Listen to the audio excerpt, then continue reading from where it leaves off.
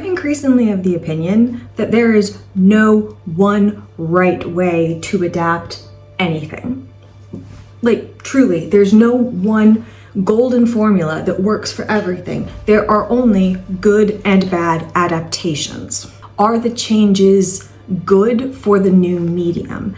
Do they serve the needs of that medium in an intelligent way? Do they thoughtfully adapt to changes of time, culture, and language that make the medium or the source material more accessible and enjoyable for the audience? Like, change is not a bad thing in the world of decadence. The question is always to ask is, why were these changes made? Were they executed well?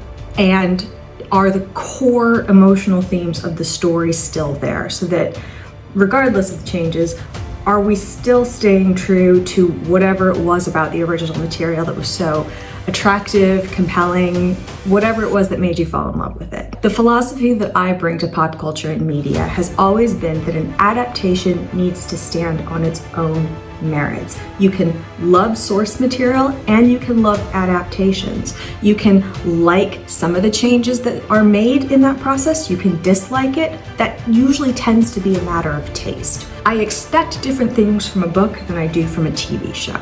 I expect the pacing to be different. I expect design choices to be made. And depending on those choices, I need them to make sense throughout the entirety of the viewing experience to give me the emotional payoff that I want. So after that long tangent, what do I really, really like about the series Off Campus? Let's go back to the source material. As I said, these books were initially written and published, the first two of them, in 2015. And a choice that the showrunners made was that they were not setting the story in 2015. At this point, if they were, they would be doing something of a period piece, not unlike, in my opinion, what Jacob Tierney did with Heated Rivalry. He was telling a story set in a very specific time frame that he clearly messaged on the screen and made design choices around how the characters talked with one another and interacted with one another, the technology that they used, the external reference points like various Winter Olympics. Like, in so many ways, if you take out the romance and the smut or what have you, Heated Rivalry is telling a specifically time-bounded story that impacts the emotional character beats and arcs. I think I said in my Heated Rivalry rant that the timeline of the story is a lot closer to the legalization of gay marriage than we are now. That will affect how the actors approach their characters. That absolutely affects how the characters feel about their own sexuality and how guarded they may or may not need to be about it. It is a story taking place in a specific time period. Right? Well, the showrunners for Off Campus made the deliberate choice to not set the books in 2015. They are set today. And from that must flow a lot of changes, in my opinion. What has happened in the world since 2015 that would make the young adult, new adult, college age experience fundamentally different? I'd argue quite a lot. A non-exhaustive list of things that have happened since this book series, and all four of them came out. Donald Trump was elected. The Me Too movement happened. We had 2018's kind of year of global protest, Parkland shooting in the US, and I think in 2019, the Hong Kong protest globally. Like, it was an era of protest. Immediately after, we had COVID in late 2019 into 2020 and 2021. That fundamentally shifted the young adult experience in ways that we're probably going to be seeing academic studies on for the rest of our lives. In 2022, we had Russia invading the Ukraine. We had the launch of ChatGPT, another thing that is probably dramatically changing the college experience. In 2023, we had the start of the Gaza war conflict, another thing that had a huge impact on campus college life. 2024, we had Donald Trump again. I would argue that the world of 2026 is so different from the world of 2015. So again, unless the showrunners were choosing to do a specific period piece set in those times, it doesn't make sense to do a college age adaptation set now that doesn't actually account for the myriad changes of technology, of culture, in some cases of laws and rules and regulations, which I'll come back to, that would affect their experience, how they approach the college experience, and also how they would approach interpersonal relationships. There's a lot in the books that, in my opinion, hasn't aged well. I keep saying this, I'm going to keep saying it. I am not a purist. I actually think it's fine to like problematic things sometimes, people. I do not subscribe to the idea that because something is problematic, it has no value or should be dismissed. Again, cursory viewing of any of my other videos, I hope really makes this point. I don't need things to be pure and good and without fault to be good or enjoyable art. In fact, I think kind of the opposite. A lot of the writing of the original book series, in my opinion, reflects the time, reflects less sophisticated understandings of intergender relationships and expectations and communications. I happen to really like the fact that within the world of the books, the boys were not perfect, but they were decent. They were fundamentally decent young men. I think that's a huge part of the draw to them as books and characters, because God knows we have enough evidence that masculinity is hard out there. I actually think that the TV show does a really good job of exploring this through Garrett Graham's personal character arc, in fact. But if you're going to make a college-age drama set now, you cannot make it independent of all of these other cultural changes and evolutions that have happened since the original books were published. It wouldn't feel authentic, it wouldn't feel real, and I suspect would not be as impactful. It would feel weird and out of time and more perhaps fantastical than real. It's worth noting that since they were originally published, the books have been lightly edited from time to time. I have noticed, on subsequent rereads, lines have been changed, or a piece of dialogue has been adapted or even dropped. And I think that's to better reflect cultural changes over time. Something that may have been perhaps not good, but more widely acceptable at the time may not be now in the same way. And I personally appreciate art being made contemporaneously to show us what contemporaneous attitudes are towards things. The world of the TV show is set now, and you can tell. A really good example of this is the use of social media and phone culture. When the books were written, Instagram had like 400 or 500 million users. It was not the ubiquitous thing that it is now. It wasn't used by businesses in the same way. And yet, Instagram, as a medium, plays an important plot role in the TV show in a way that feels very contemporaneous. Garrett goes looking for information about Hannah, so he looks up her Instagram. There's a whole plot element of a campus gossip account being hosted on Instagram, a thing that actually exists in 2026. Texting culture and texting language looks very different now than it did at the time that the books were written. And again, I think if you set the books now, but used that dated kind of cultural language, or didn't use things that people would expect to see in the college experience now, the final result would have fallen more flat. I think that fundamentally, setting the show now means that certain elements of the story have to change so that the audience doesn't have to suspend disbelief to the extent that they would have to do work to put themselves in the context of the story. Does that make sense? I don't think you could tell a story set in 2026 that didn't use social media. It is a fundamental aspect of so many young adults' lives. So the social media that they're using has to look how young adults are using it now, not how they were using it 10 years ago. By all means though, the setting is not the only thing that changes in this series. There are a lot of changes, and boy does booktok have some opinions about them. But having given you a very basic summary of what the books are and contain, let's go into some details now about what they have changed for the show. And then let's maybe ask the question whether or not we think these changes are good or bad. So some of the biggest changes from the book, The Deal, onto screen are as follows. In my opinion, the character whose background has been changed the most is Logan's. In the book, Logan's father is an alcoholic, and the tension that he faces is with his elder brother, who has been holding down the fort, but expects to be able to hand that over to Logan once Logan graduates. TV show Logan, meanwhile, has an alcoholic mother and a non-binary sibling who's younger than him. There was a lot of Sturm and Drang about these changes.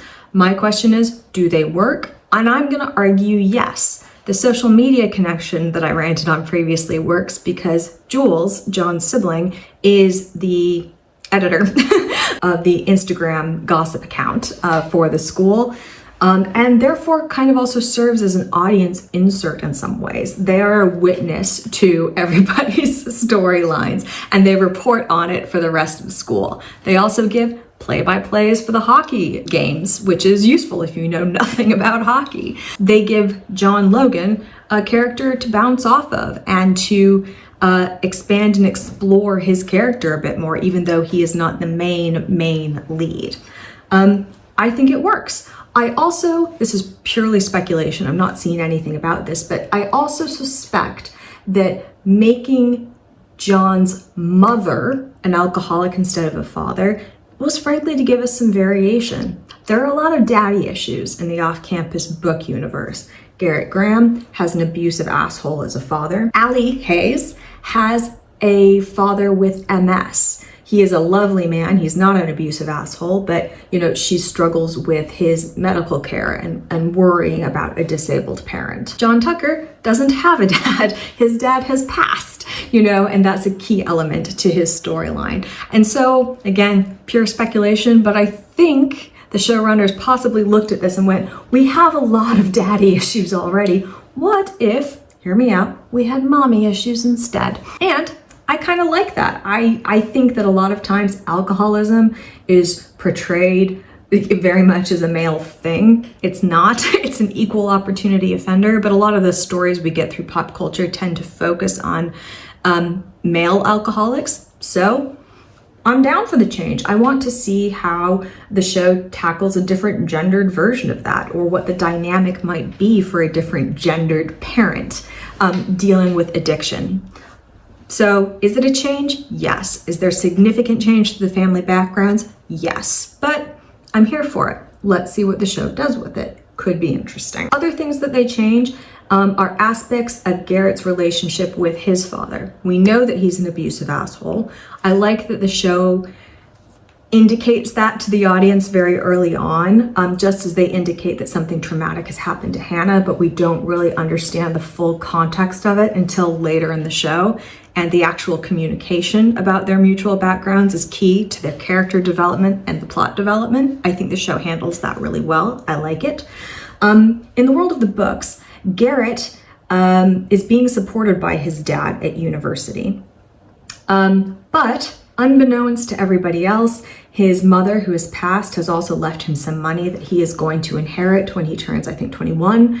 And he fully intends on paying his dad back because he does not want to be indebted to this man in any way. He wants as little to do with his father as possible, which makes sense because his father is a physically abusive asshole. The conflict in the books arises when Philip Graham, Garrett's dad, who is implying huge amounts of pressure on Garrett, is awful to him in many, many ways, does see him as kind of an extension of himself, all of which I think is pretty well portrayed in the TV show as well.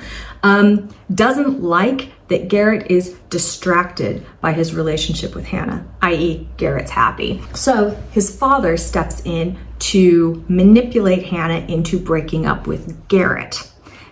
In the world of the books, it is Phil Graham basically blackmailing Hannah and pressuring her to say, I will ruin his life. I will withdraw his financial support if you don't break up with him because my son needs to focus on hockey. And Hannah, bless her, is like, oh my God, I can't let this terrible thing happen to the man I love. So she initiates the breakup. This is the biggest plot change from the original source material of the deal. In the deal, Hannah breaks up with Garrett. In the TV series, Garrett breaks up with Hannah. But the extenuating circumstances are financial in nature, and they are overcome when Garrett basically tells Hannah, you didn't have to do that, babe, because I'm actually financially independent, and we've gone through this rigmarole for kind of silly reasons. He also, in the time that they're broken up, kind of famously and iconically to the book loving community, invokes a campus hands-off rule, i.e. no one else is allowed to date her. Does it work in the world of 2015 books? Sure. Is it kind of problematic? Yeah, okay. So does it translate well to 2026?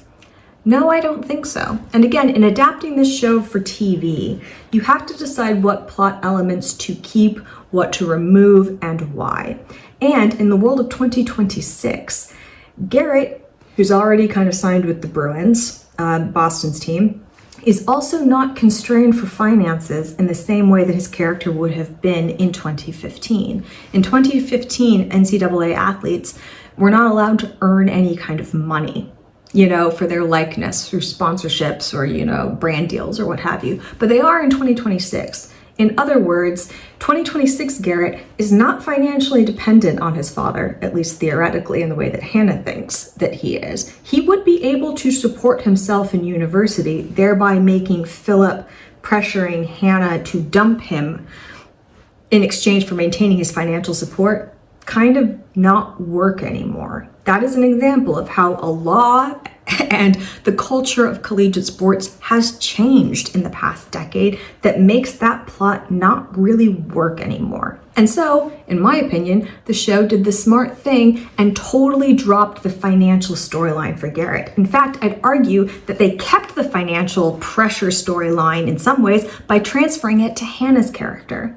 In the book, Hannah isn't stressed about money in the same way. Her parents are helping her through university. But what the show did, in my opinion, was a smart lift and shift of taking stressing about paying for college, a very common experience, and instead of playing it off of Garrett's character, they actually kept a plot point, they just put it in the show in a different way. I really liked it. But if you're going to remove that as a major plot element, you have to find a way for the conflict to happen in a different way that still feels organic.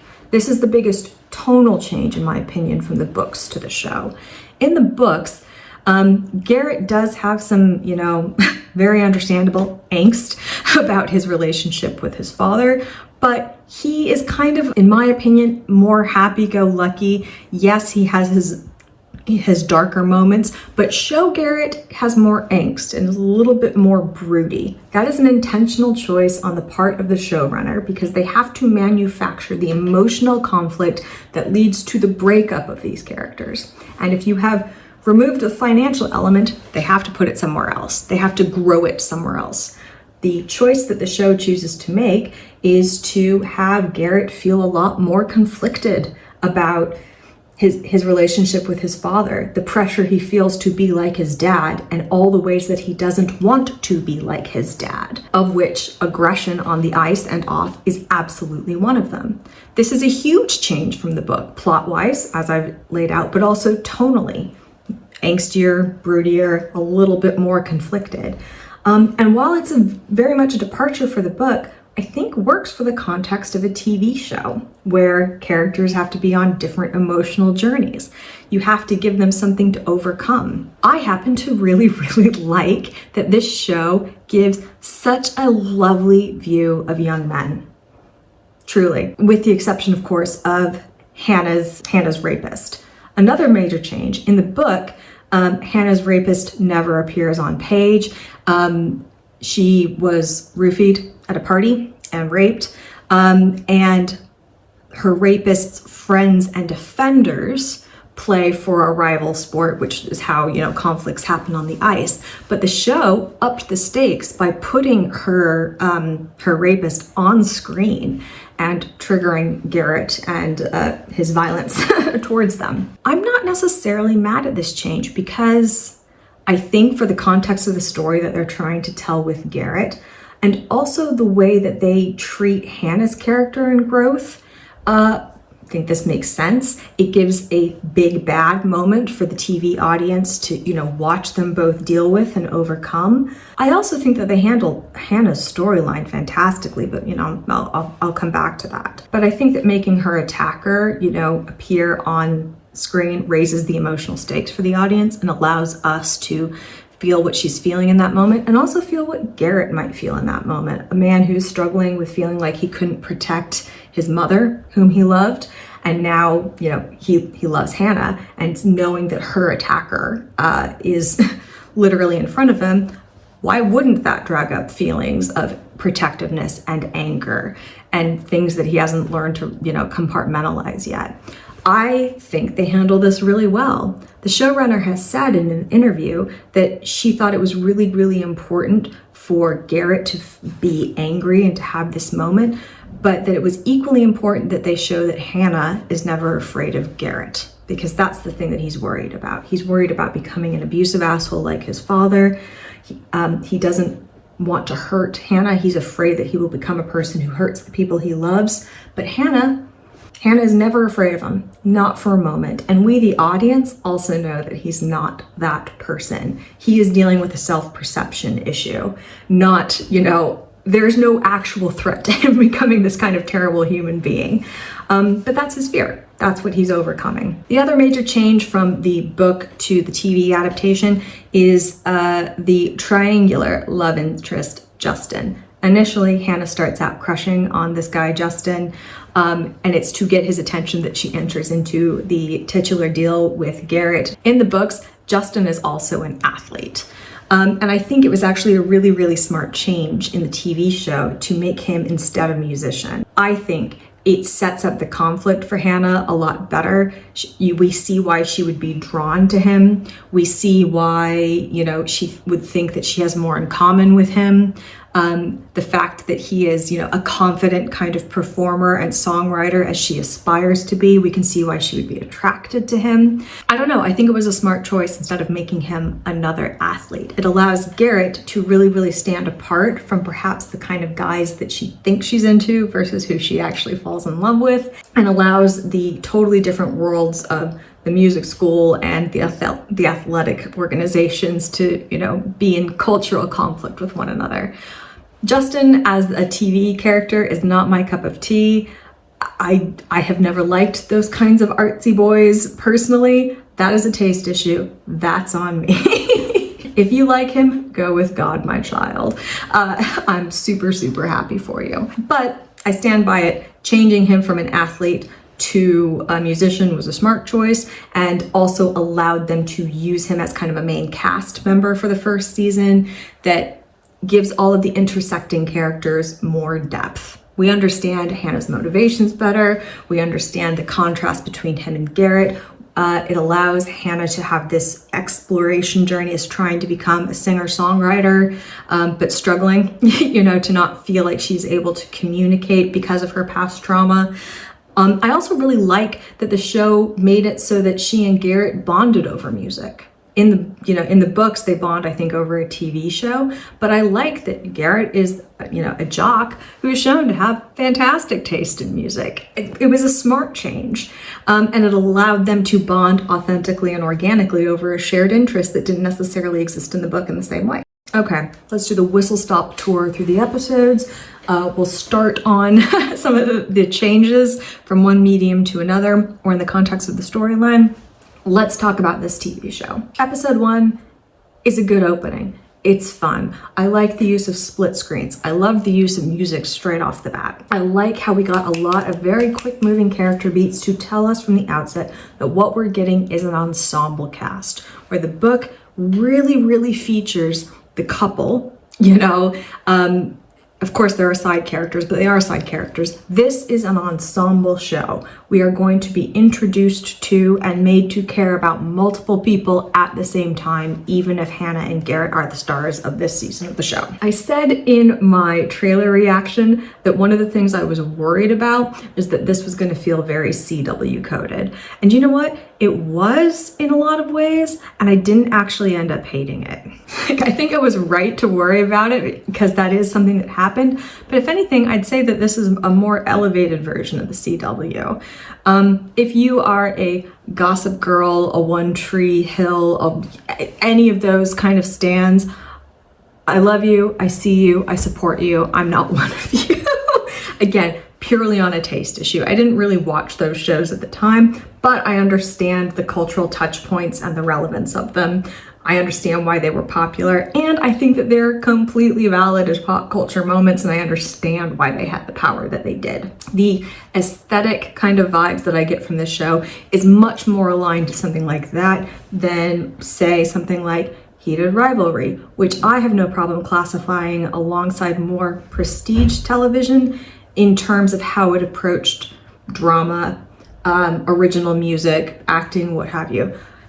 We're not doing the comparison. We're not doing the toxic comparison. I'm saying that this feels like a show for our younger audience, and it shows, but critically, I think that they handle a lot of elements with more maturity and a more deft touch than those shows did at the time. Multiple things can be true at once. We meet our main characters, we understand the stakes for our main characters. Hannah's worried about her scholarship, Garrett's worried about his grades. We are introduced to all of the important side characters, who's crushing on who's in relationships with who. We even start to get flirtations with other characters that will become vitally important in the future episodes or seasons of the show based on the book universe. Delightful. Episode 2, we expand. This is where a lot of the background changes, Logan's family dynamics and characters, for instance. This is where the changes between the books and the show are really starting, in my opinion, to be highlighted more. But also, simultaneously, a lot of the source material is being respected. We get the groundwork laid for Logan's crush on Hannah. We get the adorable bromance between Beau and Dean, something that I think that I love more in the TV show than I did in the books. In the world of the books, for instance, Hannah, trying to prove her point that she's not crushing on Garrett, locks lips with Dean. And a change that the show made is actually, no, she does that with John Logan instead. Okay, which is a good change, and sets up Logan's crush for her, etc., etc. So change that makes sense in the context of the world building and in the context of the show. Also, we start to get planting and payoff. I've talked before about how important planting and payoff is for competent TV making. I happened to love the Legally Blonde reference in the the costume birthday party vibes of Elle Woods, because Legally Blonde the musical does appear later in the show, and I appreciate that. Episode 3, I love it. We're getting so many nods to 2000s era rom-coms. There are references, there are shots that, if you know your rom-com history, you'll be like, yeah, I get that. Some of it is in text, like Dirty Dancing or 16 Candles, for instance.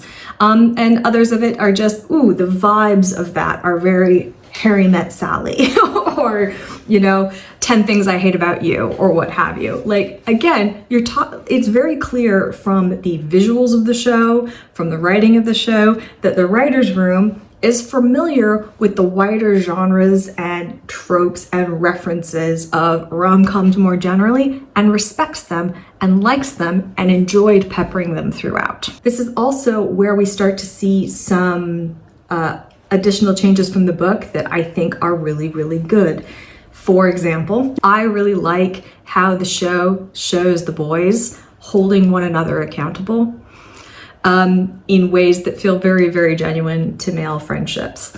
We have seen them exercising together, we have seen them bantering together, we have seen them arguing with one another. I think episode 3 is where we start to really see the solidification of the friendships. We know that these people have been friends with one another, the boys in the hockey house and Hannah and Allie, for years at this point. We are jumping into these relationships in medias res in most cases, but we see why these people are friends with one another. I love the depiction of friendship in this show, how Allie and Hannah support one another through trial and tribulation and boy troubles. I like seeing how the boys support and love one another too. I think it's really wholesome to watch. Also, we've seen this from the jump, but I need to say it now. sex positivity, baby.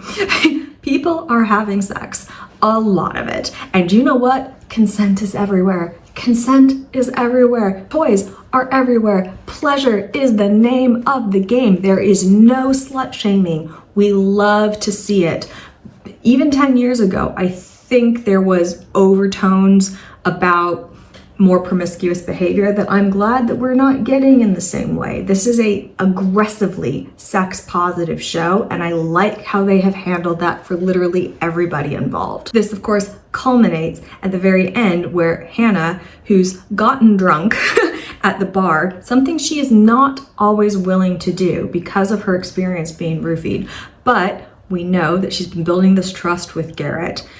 He offers to guard her drinks so that she can indulge if she wants to. She gets drunk and she decides that, you know what, she has a problem. She is not able to achieve orgasm with partners ever since her assault, and she wants to. So she is going to ask Garrett for help. It's, okay, number one, it's adorable. Number two, oh my God, king shit. Garrett Graham, the man that you are, absolute king shit. We see Garrett taking care of his friend when he's drunk, not allowing her to do anything that she might regret later, never once taking advantage of her when she's throwing herself at him drunkenly. He knows that drunkenness does not make for consent. He is, oh God, can you imagine? More of this in media, please. This rolls into immediately in episode 4, where Hannah tells Garrett what we, the audience, have already been able to infer. And if you've read the books, we already know she is a victim of sexual assault and rape. She is wonderfully open with him about how she has moved past this. And my opinion is that the show gives a really, really good example of this in real time. I said this in my trailer reaction. We often see shows that make sexual assault kind of the defining element of a character once it either happens to them, often on screen, or is revealed to us on screen. And I like that this show holds two things to be true at the same time. On the one hand, Hannah has done the work to overcome this. She is in command of herself. She wants to be in greater command of her own sexuality and pleasure. She is not shy about chasing it. She is able to communicate about her experience really, really thoughtfully and insist that other people take her on her own merits when she tells them that this horrible thing has happened, to insist that they not view her through that lens. Let's just say that one hit me where I live. I love this depiction of survivorship and characters, Hannah's wider plot line, in that you can be both over something and also occasionally not. You can be both healed from something and still have residual issues from it at the same time. I really, really like this depiction of survivorship. I wish we had more like it. Going back to my theme of men supporting men in the best possible ways, here's another change. In the books, once Hannah asks Garrett to help her achieve orgasm, Garrett seeks out some advice from another member of the hockey team who's been in a long-term relationship. But I like that another change that the show made is that he goes to Dean for advice. Dean is the resident fuckboy in many ways, not derogatory. Man whore, is that better? He is the most sexually active of all of the guys. But the talk that Garrett has with him, in my opinion, adds a lot of depth to Dean, in the sense that, yeah, he might sleep around, but he too understands that consent is keen. He is able to articulate why things like safety and trust are the most important things. He is the one to champion as much foreplay as is necessary. Dean De Laurentiis, he will always be famous. He is a man whore, but he's not a dick. We stan a consent king. Dean also makes the critical point that consent and trust are very hot. I agree. Anyway, friendship, attraction, trust, mutual support betwixt friends and also betwixt people who are looking to be more than friends. This show gives us that in a way that is not preachy, does not feel pandering to the audience, does not feel like it is ticking, if you will, the woke checklist. it feels like an authentic conversation that two young men could and should be having with one another in today's context. I absolutely love it. Then we get something that doesn't exist in the books at all, drunk Shakespeare. I loved this. This was fantastic. Complete and total sidebar. I did not have a normal high school or college experience in so many ways. I went to high school on a Polynesian island in the middle of the Pacific Ocean. I had a graduating class of like 40 people, maybe 50. I don't remember, but we're talking dozens. Like, I had a weird niche high school experience, and then I went to BYU. I went to the Mormon University. We did not do drunk Shakespeare at BYU, but it looks like an absolute blast, and it's absolutely something I would do now. Not only is it a fun scene, obviously we get, to interplay the conflicts of Midsummer Night's Dream plot with, the conflicts that our characters are facing. We get to see fun aspects of the college experience. We get Beau and Dean hazing Tuck, who's joining their fraternity in really, really fun ways. We get Beau and Dean's friendship, again, being expanded some more. Both of these guys are man whores, but they're not dicks. We love it. And, of course, at the end of episode 4, we get Hannah giving the big romantic gesture to Garrett, where, she declares, basically, or she shows him rather, that she doesn't actually want to be with Justin. She has developed feelings for him, and they connect through music. She plays the song that he had playing in their initial hookup, which I have to say is important that it did not include penetrative sex, because as per my previous rants, sex is not one thing. It is any number of activities done together or solo. And you know what? I like seeing that on screen too. Rolling straight into episode 5, we get another sexy montage, which I love. I loved it in Heated Rivalry, and I love it here, baby. Like the Heated Rivalry montage, I think we get a lot of good exposition via this. We see that this is an exploratory process for Hannah coming into her sexuality. We see their relationship develop and time moving. It is a fun and sexy way to move us through time and to give us some character development and also some audience fan service. We win. But episode 5 is also where we get some of Garrett's heaviness. If we got Hannah's heaviness previously, this is where we actually see Garrett's trauma put on screen. I really love episode 5 and its idea of found families, because Tucker is trying to put together a proper Friendsgiving. Garrett has been asked home by his father to meet his new girlfriend or fiance, and Hannah goes with him in support. There's just a lot of good visualizations of family and the challenges thereof. Logan and Jules, have really, really good character conversations about their relationship with their mother and why it's so fraught. And we understand more about her issues with alcoholism and how it's affected John, which I think sets him up really, really well for future seasons. I'm ready for it. The heavy stuff, of course, though, is that we see on screen what we, the audience, have been able to infer. Garrett's dad has not moved on or become a better person at all, and we can see through bruising on her wrist that he is starting to abuse his new fiance in the way that he abused Garrett's mother. Garrett is having none of it. He actually encouraged Cindy to leave his dad. King shit again. And he and Hannah have a really, really vulnerable conversation where she understands that abuse is part of his background, and she's there for him in the way that he was there for her. It's really, really lovely to see two people communicate in this way about very, very heavy topics. Not for nothing, I also really like that the show shows that young people can be very mature about very heavy topics. There's a lot of stereotypes about teenagers and young adults, which I personally don't like. They're people too.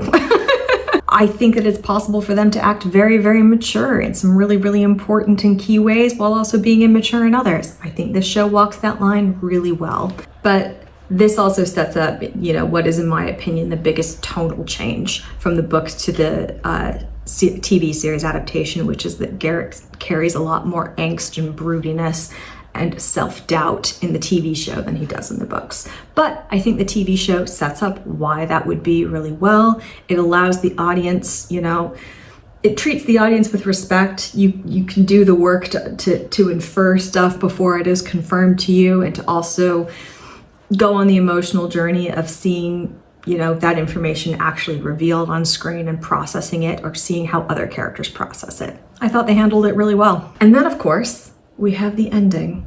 We have the ending where, frankly, back in episode 4, when Allie had that do not call screen on her phone, I knew what was gonna happen, and God, I love to be right. Episode 6. If we had a nickel for every time a TV series based on a hockey romance gave us a bottle episode about a totally different couple, we'd have 2 nickels, which isn't a lot, but it's fascinating that it's happened twice. This is the Dean and Allie episode. As I said in my book introduction, Dean and Allie have a whole book, and you know what? They're giving a good chunk of it to us right now. Welcome to the score, babies. I'm not gonna lie, Dean and Allie kind of steal the show from this point.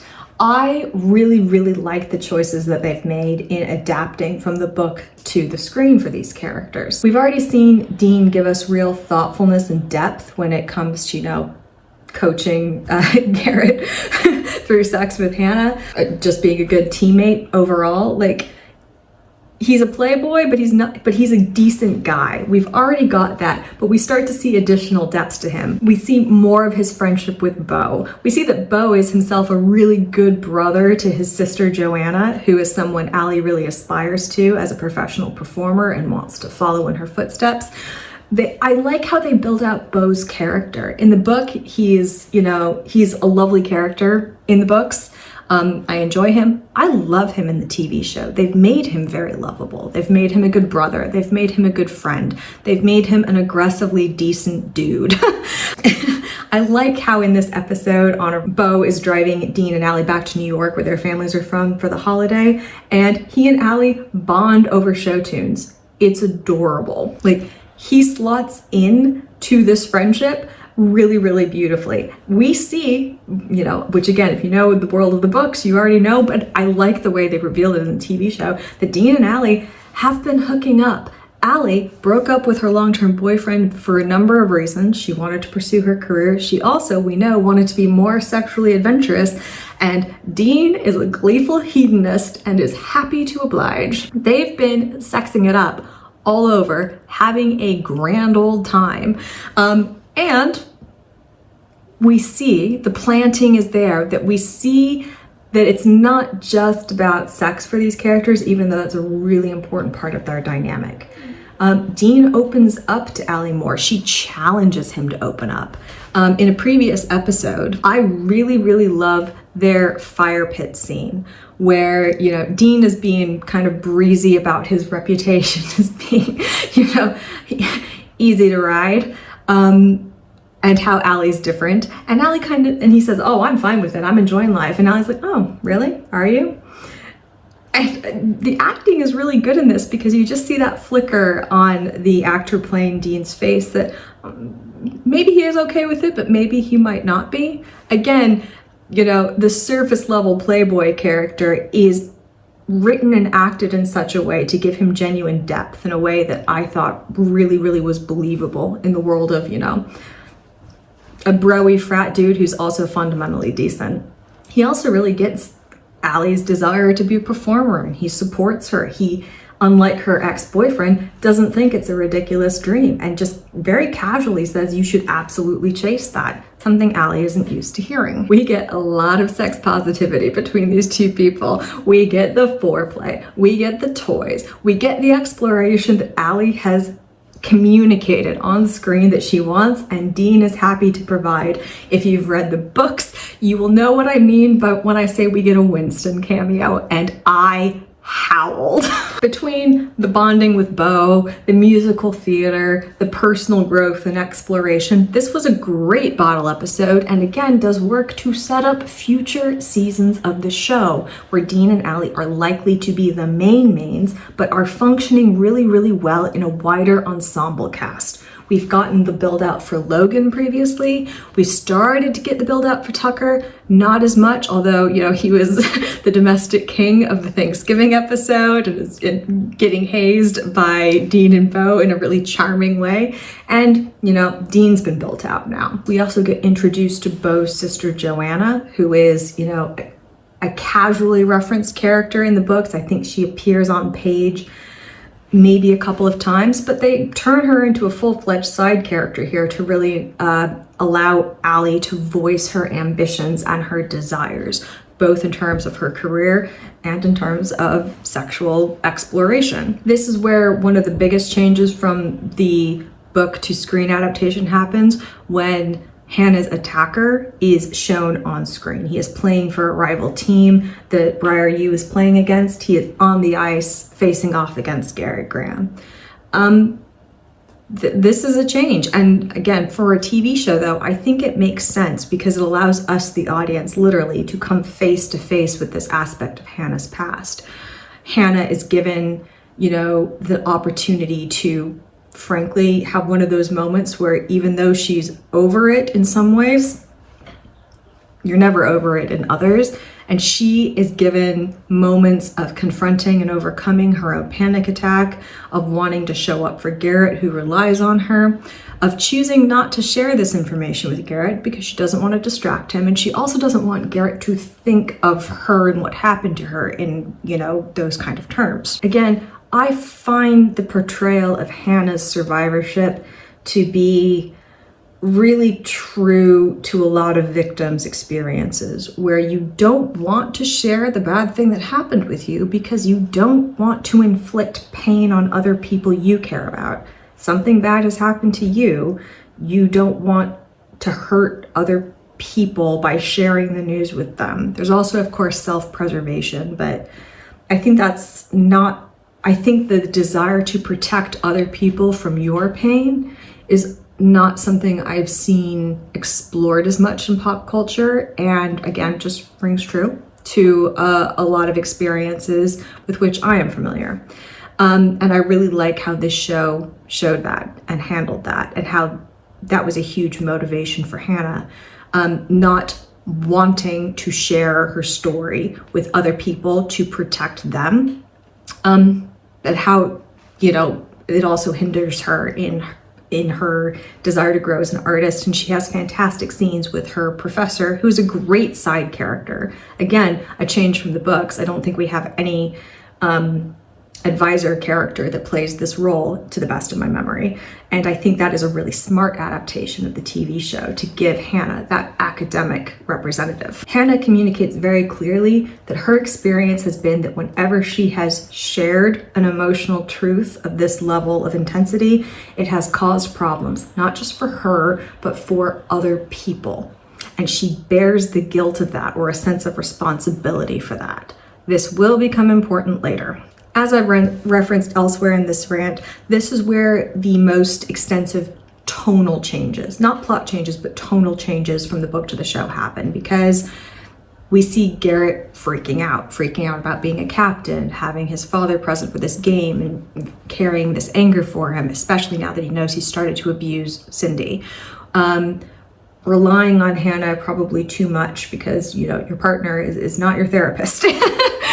And shouldn't be, but Garrett hasn't overcome his own background and trauma enough to really differentiate enough in the way that he should. We see Garrett genuinely stressing and wanting Hannah to be okay and worrying that she's not there when she said she would be. And then finally, Garrett is a smart man and he is able to put pieces together. He sees and senses that Hannah is really stressed about his game and he doesn't know why. He just knows that she's not telling him why. And then, of course, the big bad villain, Delaney, reveals, or at least, no, not even, just indicates on ice that he has back history with Hannah, and he calls her a lying slut. And Garrett puts two and two together, realizes who he is to Hannah and what he's done, loses his shit. He beats him up on the ice, which is a really, really dramatic scene. And of course, in the context of show Garrett and how his character's been set up and established, to him, he's given in to the worst instincts and parts of himself that he doesn't want to. contrasted with the fact that he loves Hannah and hates what has happened to her and wants to defend and protect her and feels a very, very understandable rage to the man who raped her. Sidebar, they gave Delaney, the villain, an excellent villain edit. The sinister music, the sinister lighting where they view him from above or below, sometimes the slight Dutch angles to just put things off and tilt them a little bit. They did a really good job, like, showing us who he is. If they had not written into the script who he was, you would still know who he is by how they put the visuals of him as a character together and portray them on the screen. I loved it. It was really powerful and impactful. We see, although we don't fully appreciate fully just yet, the boys holding each other down, challenging each other in the locker room for not playing the way that they should. We see, again, we don't fully appreciate that, Logan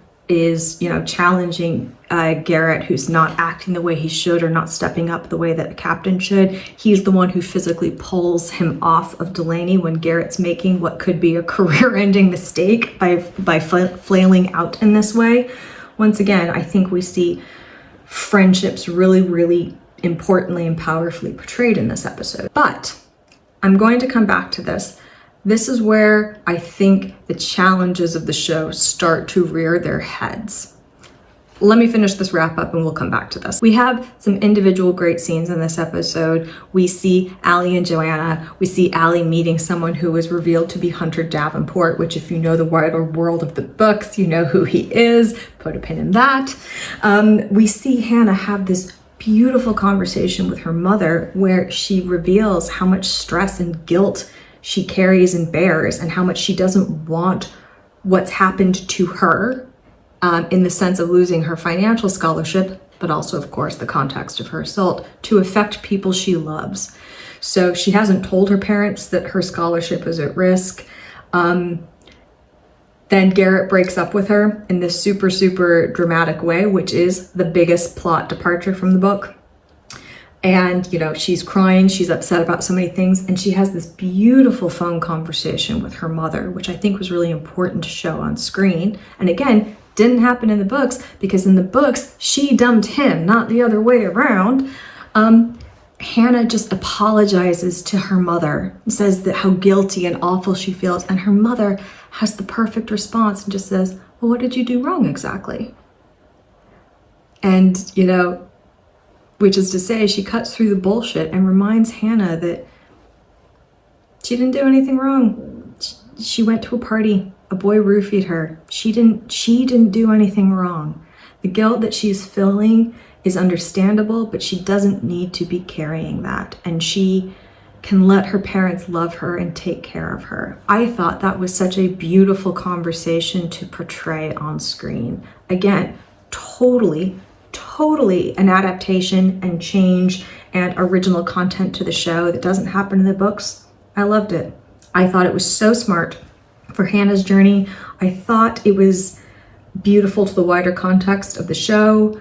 I thought it was really, really thoughtful to include in the wider context of content that is so explicit about the survivorship of sexual assault. I really loved this scene. I thought it was important. Episode 8, the last one of the season. Let's finish this up. Again, deviations from the book because we don't have the contrivance of the breakup of the books where Garrett's dad pressures Hannah to dump Garrett. Garrett has chosen to dump her in the context of the show, but he doesn't like it. He's bad. He feels badly about it. He's lonely. He's angsty. He's broody. He thinks he's no good for her. Hannah is depressed. There is a beautiful, beautiful scene between her and Allie where she tells Allie about the rape, and Allie confirms that, yeah, she already knew. Because let's be blunt, girls know. Girls know when something's happened to their friend. But that she was just waiting for Hannah to feel safe enough to choose to tell her. And female friendships are wonderful. I love them. I think it's thematically consistent that people expect the worst. Hannah expects something bad to happen when she tells Allie her truth because She worries, and has communicated in the previous episode, that whenever she tells someone this, she thinks that something bad happens to them. She thinks that's what's happened with Garrett, even though truly what he's dealing with is his own issues. But nothing bad happens. Allie still loves her.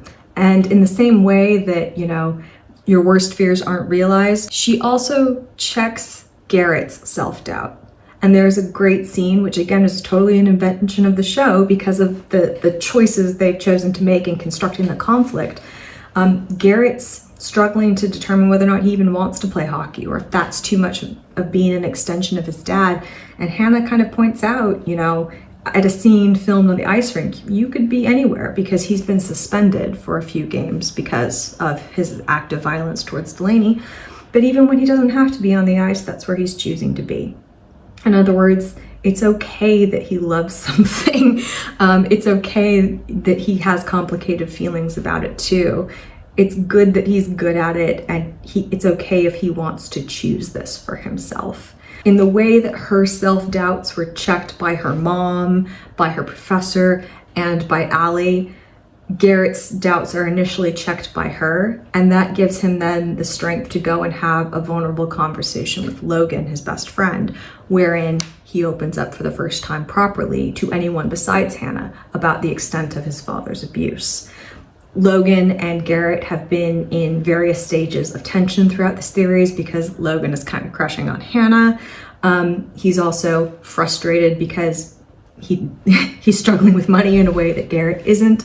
Like, Logan has a lot of really valid frustrations for being in a different place, and I think they put tension on his friendship with Garrett. I think the show shows that, how it could play out, and once again shows men holding one another accountable and then repairing and healing their relationships in really, really beautiful and powerful ways.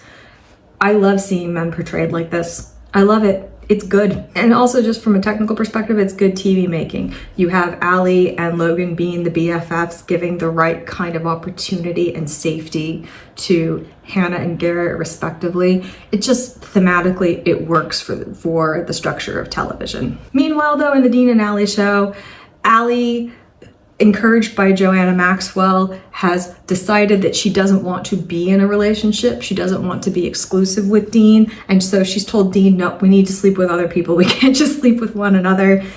Meanwhile, Dean has realized that he's caught feelings and had, again, another fantastic conversation with Beau, who's like, nah, man, you're into her. You need to own that you're into her, and you need to tell her that you're into her. It's charming as hell. We love to see it. But Allie has had a hookup. And the cliffhanger ending of the show is that Dean tells Allie he wants to actually be in a relationship with her, and Allie tells him that she has in fact slept with another person. Turns out to be someone he hates, who walks into the bar at the end, Hunter Davenport. Another major change from the books, and cliffhanger. That's it. In terms of the tonal changes, they are throughout the show. Particularly in Garrett Graham's character. The biggest plot changes also happen in these last two episodes, in my opinion. And while I have said that I am fine with the changes, my major criticism of this as a piece of TV really stems from these last two episodes, where I feel that the pacing of the show got very, very uneven in some places. Episode 7 contained a lot. It contained the physical confrontation with our big villain. But then we were also cutting away to extended conversations between Allie and Joanna in a bar. And we were also then cutting away to really, really heartfelt conversations between Hannah and her advisor. And we were also introducing this character, Hunter Davenport. Like, a lot happened. In fact, and I mean this complimentary, each of these episodes didn't feel like they were only an hour of TV for me. They felt longer when I was watching them, in a good way.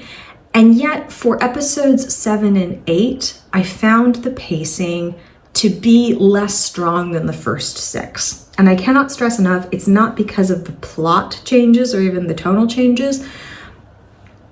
I suspect though, and I think I remember reading this in an interview, that the show was originally pitched as a 10-episode season of TV, but they only got greenlit for 8. I think it shows. I think it shows in these last 2 episodes. A lot happens in episode 7. All of these major set pieces that I've described, each one of them could have been the major focal point of its own episode.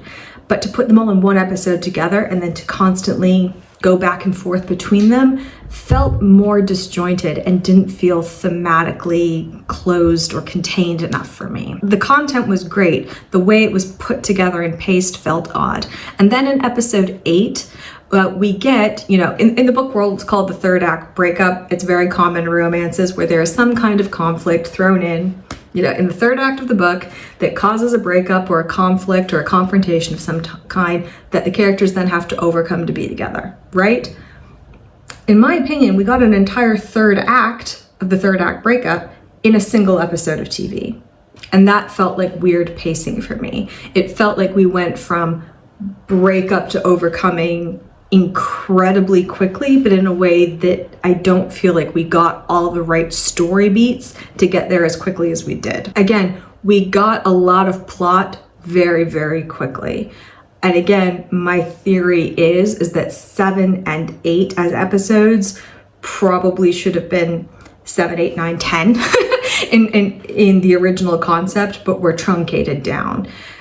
That would make sense for some of the uneven pacing that I saw. This is my biggest criticism of the show from a technical perspective. So much of the rest of the show, I think, really works for what it is. It is a young adult series taking place in the young adult time of life in the college experience. It is set over approximately a semester. It is about young people facing young people problems. The music is fantastic. The casting was really, really good. The chemistry on scene is really smart. The adaptation from book to screen, I think, is pretty successful, all things considered. There were a lot of wonderful Easter eggs and visual cues thrown in that if you are a fan of the books, you will see things on the screen that you recognize and can, giggle and kick your feet about. And just because they're not in the text, you as a book reader have enough to really, really go, these people read the books. My favorite elements are Winston, who I referenced. If you know, you know. Tuck's pink apron, the lasagna that Hannah makes for people. Like, there's a Leonard Skinner poster on Garrett's wall. Again, like there's just things peppered throughout the series that show that the showrunners really, really delved into the source material, that they loved the source material, that they wanted to give the audience as much of it as possible. And in my opinion, the changes that they made sense for adaptation to a totally new medium of storytelling and brought the story from the time it was written into the now. I get why they made the changes. I don't love all of them from a personal taste perspective, but I think they work for a semi-angsty young adult CW adjacent modern take, updated and elevated for a more mature audience TV show. Most of the things that I quibble with are, again, things that I would put down to personal taste rather than bad design or technical storytelling choices. For example, I don't love personally that they had Allie hooking up with Hunter. And that's simply because in the book world, each of the couples, once they find each other, are pretty down bad for each other and don't really deviate. The TV show has made it clear that Dean and Allie were not exclusive. They've communicated about this. Allie in particular has communicated about this. But in the wider world of the books, Hunter has his own love interest, and I don't like this kind of mess. It just doesn't appeal to me. But does that mean it's bad for drama-heavy TV? Quite the opposite. Also, Hunter is like Dean's protege in the books, and so to turn him into, an antagonist of some kind is an interesting choice. It's a change from the book, but if this is one of the ways they want to give us, again, not just one book per season, but the wider off-campus and even expanded Briar U series, I'm here for the ride. I'll take it. Just because it's not to my taste doesn't mean that it's a bad choice for a teen-ish young adult soapy TV series. In fact, it's probably a good one. Likewise, I really like Book Garrett. I like how once he finds his person in Hannah, he is 100% locked in. When she breaks up with him, he, in his brain, doesn't break up with her. He is still committed to her, and the actions that he takes, including the campus-wide hands-off rule that he invokes, which I don't think translates to the world of 2026 or the character of TV Garrett, who doesn't want to be a controlling asshole, works. Works in the books, doesn't work in the TV show. I like Book Garrett though. I like that he is happier. He has more emotional distance from his dad's abuse. And again, that's just a taste thing. I like that he isn't as controlled or impacted by his father's abuse, but then what's he supposed to overcome in a TV show? So while I like Book Garrett, never doubting his feelings for Hannah, never thinking he's bad for her, and not being a broody, angsty boy, I'm fine with it on TV, man. Like, brood away, my guy. I like that in the world of the books, Allie already knows what happened to Hannah, but in the world of the TV show, she does know, but Hannah doesn't know she knows, right? And because that gives us a really good, satisfying emotional story beat that allows us to see, you know, the strengths of friendship portrayed beautifully on the screen. And, you know, gives another opportunity to demonstrate that communicating about the terrible things that happen to you doesn't make people see you differently, or shouldn't. You know, I thought that was a good choice for the TV show. So even though there's things that I liked about the books and wouldn't have minded and would have enjoyed seeing on the screen, again, mostly I'm talking about like issues of preference and taste, not storytelling choices that don't make sense. My greatest criticism of the show when it comes to the narrative is not the changes, but the pacing of the last 2 episodes, where so much plot and exposition was delivered unevenly, in my opinion.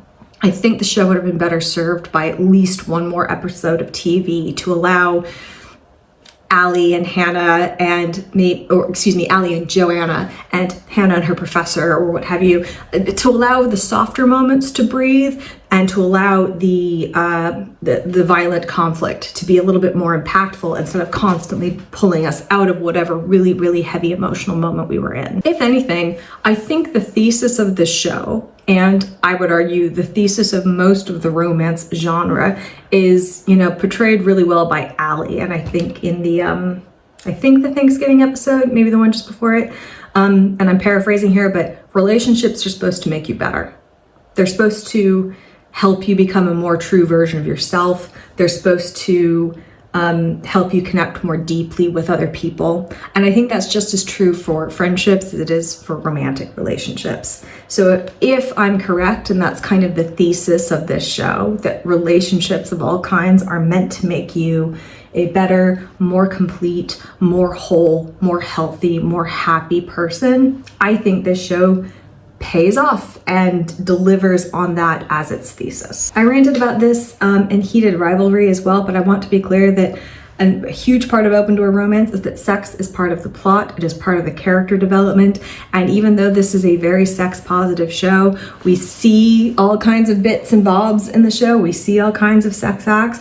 None of it felt gratuitous to me because it was about why it mattered to those characters being shown on screen, why their use of and exploration of their own sexuality would have been important to them as characters, whether it's Allie wanting to explore more, whether it's Dean catching feelings, whether it's Garrett showing that he too can be a bit of a man whore, but he is a good and decent man who understands consent. Or whether it's Hannah having this fantastic, sexploration montage of learning to really have a good time. All of it felt meaningful and purposeful. I think that they clearly did the work when it comes to intimacy coordination. You can tell that there's different levels of personal comfort with the actors, all of which seems to have been really, really well respected. I really, really admire that. Again, to call in our favorite reference point, I think Heated Rivalry really set a standard for that. But from everything I can tell and read and see, a similarly high standard was taken in this show, which is good. I want to see it because sex is a part of life. It is a part of personal development and growth. And it can be a substantial and constructive part of a plot if you do it the right way. This is another example, in my opinion, of doing it the right way. So all in all, yeah, my thesis is that this was a good adaptation. It is not an adaptation that was trying to do high fidelity to the original source material, but they had a surprising amount of fidelity to it. I'd say 75%, maybe. Yes, they made some big changes, but the changes work in the context of television as a medium and show running as a different art form than authorship. I think that by choosing to set it now, it required changes to be made when it comes to plot, culture, tech, or what have you, to more accurately reflect the experience of the people whose age they were trying to portray. I thought they did a good and admirable job of showcasing young adulthood and its challenges about personhood and selfhood and sexuality. And ultimately, I think they show why relationships are good for us, why they matter. We have so many instances of good examples of friendship, even friendship in conflict in this show. We have wonderful examples of consent. We have fantastic examples of healthy sexuality. We have authentic feeling conversations about loving people and growing apart from them. We have good parents, and we have shitty parents. We have people who are healed from past trauma, and we have people who are still in the process. In other words, people. I liked it. I think it was fun. I think that it will inevitably be compared, of course, to Heated Rivalry and Bridgerton, and maybe I will do a whole separate video about that because I have further thoughts. It will shock you to hear. But they're about adapting romance more broadly, and I've already given away a lot of my thoughts just in this, insanely long ramble. But in closing, this was a fun show. It was good. It's not prestige television, but it's not trying to be, and it doesn't pretend to be.